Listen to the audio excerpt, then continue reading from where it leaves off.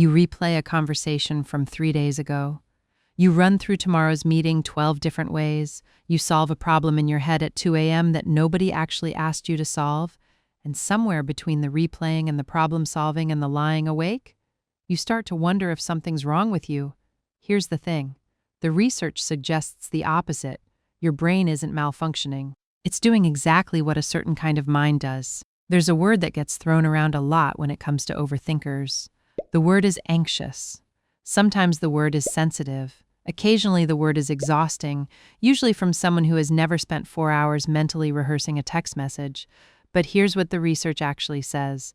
The tendency to replay, analyze, and run every possible scenario forward isn't random. It correlates pretty specifically with one type of intelligence, verbal intelligence. The kind that lives in language, in narrative, in the ability to imagine a situation in vivid, slightly too thorough detail. And that changes the story a little. We're going to look at why this happens, what the difference is between the useful kind of overthinking and the kind that just makes you tired, and one small habit that calms the noise without trying to switch the brain off entirely. That last part matters because trying to stop a verbal mind from thinking is roughly like trying to stop a river by shouting at it. First, and this one reframes the whole story.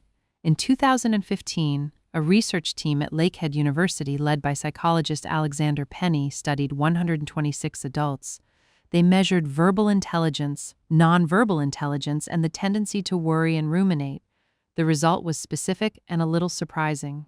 Verbal intelligence was a unique positive predictor of both worry severity and rumination. Even when they controlled for anxiety and general negative mood, the link held. The higher the verbal IQ, the more the mind tended to go back over things.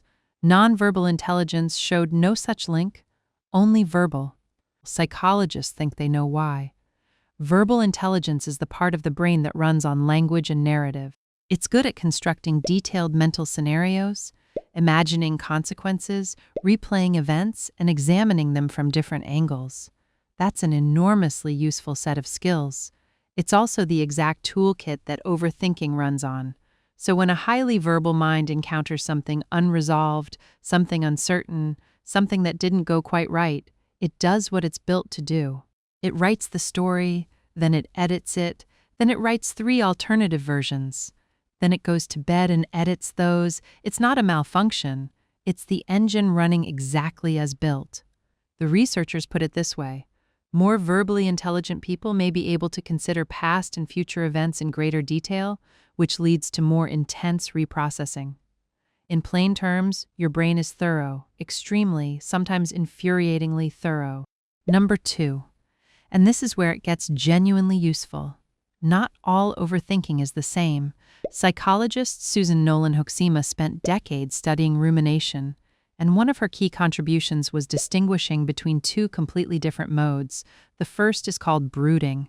Brooding is the passive, looping kind. It's replaying something painful without extracting anything from it. It's why am I like this on repeat? It feels like thinking, but generates no new information, just more distress. The second type is called reflective pondering. This is the analytical mode. It asks, what can I learn from this? What am I missing? How would I handle it differently? It's purposeful. It produces new perspectives. And here's what a 2020 twin study found. Building on Penny's original research, it's specifically the reflective type that tracks with verbal intelligence, not brooding. The minds with the highest verbal IQ are the ones most drawn to reflective pondering. So if you've always assumed that your overthinking is a sign something's wrong, it's worth asking, is it actually brooding? Or is it reflection that just doesn't have anywhere to land yet? The problem is that from the inside, the 2 can feel identical. And that's the catch, because one of them is your brain genuinely processing, and the other is your brain running in circles because it hasn't been given a way out. Think of it like the difference between a loading screen that's actually installing something and one that's frozen. Both look the same. One is doing the work, one just needs a restart. And the third point on this list, coming up next, is the one that surprises most people. 3, this one shows up somewhere most people don't expect. If you've ever lain awake at night with a brain that simply refuses to stand down, you're in very specific company. Research published in Personality and Individual Differences found that people with higher IQs tend to be night owls. Not because they're being rebellious about bedtime, but because the verbally active brain craves quiet, uninterrupted time. And nighttime is the first moment all day when the outside world stops making demands. So the brain, finally free of inputs, starts doing what it's been waiting to do all day. It thinks, it processes, it revisits that thing from Tuesday. This is actually a reasonable strategy from the brain's perspective. The problem is that it's happening at 1 a.m. when you have to be somewhere at 8. Rumination and sleep difficulties have a well-documented link. Repetitive thinking before bed delays sleep onset, reduces sleep quality, and then, because you're tired, makes emotional regulation harder the next day, which makes the brain more likely to latch onto unresolved things, which makes it harder to sleep. You see where this is going. It's worth knowing this isn't weakness, it's a pattern, and patterns can be interrupted. We talked in a previous video about the weird habits of high IQ introverts, including the tendency to go quiet when processing something big. The night owl tendency fits neatly into that same picture. The brain that needs depth also tends to need silence. It just sometimes forgets that sleep is part of the deal. If this resonates with you, a subscribe keeps the Micro Wins Club growing, a thumbs up helps more people find our channel, and if you're a 2 a.m. overthinker, drop it in the comments. You're not alone in this. Number 4. And this is the honest diagnostic question. So how do you know if your overthinking is actually doing something useful or just spinning? There's one question that helps. Is this thought generating anything new? Genuine processing moves. It produces a new angle, a small insight, a shift in how you see the situation. It has a direction. Looping doesn't. It covers the same ground, produces the same feelings, and leaves you in the same place you started, just more tired. Psychologists describe looping as a system that's trying to solve an emotional problem with a cognitive tool. The brain keeps thinking because it feels like thinking should help, but the thing that actually needs addressing isn't a logic problem. It's a feeling that hasn't been acknowledged yet. One small intervention that research supports: externalizing the thought. Write it down, not to analyze it more, just to get it out of the loop and onto a surface where your brain can see it's been registered. Studies on expressive writing show that even 10 minutes of writing about something that's bothering you can reduce its grip on working memory. The brain, it turns out, is a bit like an overcrowded inbox. It keeps flagging unresolved items because it's not sure they've been seen. Once something is written down, once it's been acknowledged rather than suppressed, the flagging tends to quiet down.